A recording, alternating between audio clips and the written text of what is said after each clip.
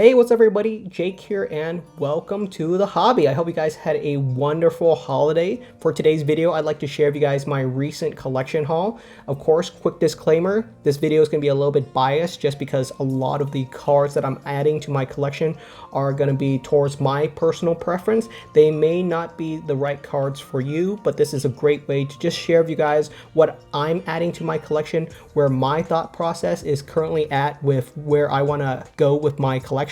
And maybe it'll give you some idea about what you would like to pick up for yourself. First up, for sealed products, I picked up a Silver Tempest booster box. This is the only Silver Tempest booster box inside of my collection, but now I have the complete set of Sword and Shield booster boxes. I have a booster box of every single Sword and Shield Pokemon card set. Some people have been sleeping on these. Some of the older Sword and Shield booster boxes have definitely gone up in value. The only set inside of my collection that I have more than one booster box of is going to be Evolving Skies, just because I think it's a super strong set and I do want to crack open some additional Evolving Skies booster packs down the line, so I figured it's better for me to have a couple of those. But yes, now I have a complete set of booster boxes from Sword and Shield. Next up, for sealed product, I got myself an Arceus V-Star Ultra Premium Collection. I wasn't sure if I was going to pick this up, but GameStop had a great sale and I couldn't resist. It was a great deal. It was going for like $80, which is pretty solid considering the normal MSRP for this is like $120. It's pretty much the less appreciated brother of the Charizard Ultra Premium Collection.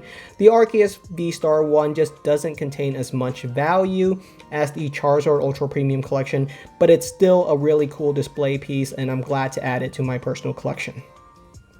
On to some graded Pokemon cards that I've recently added to my collection. The first big one is a Special Delivery Bidoof, a super cool card, and it's really shocking how expensive this card is going for nowadays. If you can pick it up, it's definitely one of the coolest cards from the Sword and Shield era. The next cards that I picked up for my collection include some of the On the Ball card that I was missing. These I graded myself. We have the Sobble on the ball, the Grookey on the ball, as well as the Score Bunny on the ball. These cards are from the UK and I just think they're really neat cards. They're pretty affordable. They're not some of the more expensive cards inside of my collection, but they're nice and I do appreciate them. Some other cool cards that I've added to my collection include a PSA 10 Armor Mewtwo. I've been grading this bad boy for pretty much 3 years straight, and the cards keep coming back as PSA 5, PSA 6, PSA 7, just because the Armor Mewtwo collector's chest is really bad at maintaining this card. So I'm really happy to finally have a gem mint copy inside of my collection. Super nice card, and you'd be surprised, this card came in 2019 inside of a $25 lunchbox, and look at how much it's going for nowadays. A very expensive card. You can definitely get some really cool cards inside of very cheap Pokemon card products. Don't scoff at those $25 lunchbox or $20 EX GX boxes. They can have some pretty cool cards. Next big one is going to be the Espeon V Max Alt Art. This is a Japanese promo.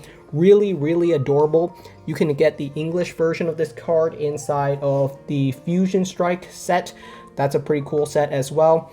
Next up, while this is not a recommendation video, if there's any card that I could recommend from this show and tell piece, I would say it's going to be this Cramorant stamp box as well as the Pikachu stamp box cards. These cards deserve to be inside of your collection. I don't care if you're an English collector, I don't care if you're a vintage collector, I don't care what kind of Pokemon card collector you are.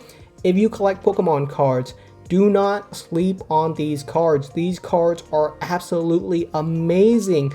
I have a couple of copies of them. I will be selling them off to viewers, and I do think these cards are going to climb in value. They are just so cool. Definitely some of the best looking Pokemon cards in recent memory.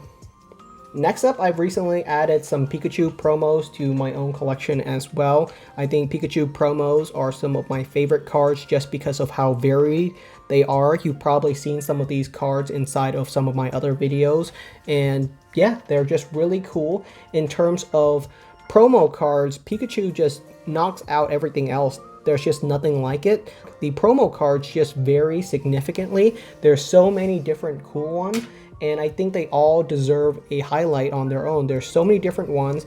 Some of them are really affordable nowadays, like the Unigaba one and the Kanazawa one. You can find these for $20, $30, maybe even less. And some of them can go for extraordinary prices down the line because there's just so many Pikachu collectors out there. It's really not that special to collect Pikachu cards. Everyone collects Pikachu cards pretty much. I'm not unique in that sense, but I would say that I just love adding these to my collection, and they just do really well for me long term. They perform so well. The other area that I've been collecting Pokemon cards in include the full art trainer cards. I've been really expanding my full art trainer collection and adding just a bunch of really nice art pieces to my collection. These are just really cool cards. The full art trainer cards have really hit a sweet spot for me in terms of design, and some of the recent ones look really strong. Even the ones from the Sword and Shield era, some of the Sun and Moon era ones are definitely the best. You can see that these are all from my favorite artist, Naoki Saito, but there's definitely some pretty cool ones from even sets like Battle Styles. These are just really cool as well. And I've also added a couple of Japanese exclusive art pieces like this Sightseer card. This is not even a named trainer card, but it just looks amazing. It's a gorgeous card, exclusive to Japan. You cannot find this card in English, and I love it. I love displaying this card. It looks adorable, and it's a great piece for displaying inside of my collection. The final big haul that I added to my collection include the Scarlet and Violet Sword and Shield promo number 1. You've probably seen me showing off this card before, but I recently fell in love with it. I think it's a super adorable card, and I added pretty much close to 100 copy of this card to my personal collection. Yeah, we got a ton of copies of this card. I just really like it. I love the design of it, and I felt like I couldn't miss out on it. It's a really cool card, and in general, these promo cards have climbed quite a bit in value, and I would love to distribute some back into the community.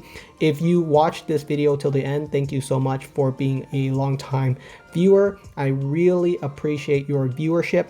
And so if you'd like to win yourself a Scarlet and Violet Pikachu promo number 001, I will be giving away 10 copies of this card. All you gotta do to sign up is to click the link down in the description and fill in your information. If you win, I will contact you directly through your email. It's really straightforward. No, don't click on those random replies that say Telegram or Instagram or whatever else it is. It would be very legit, and you know it came from me. Thank you so much for watching, and I will see you guys next time.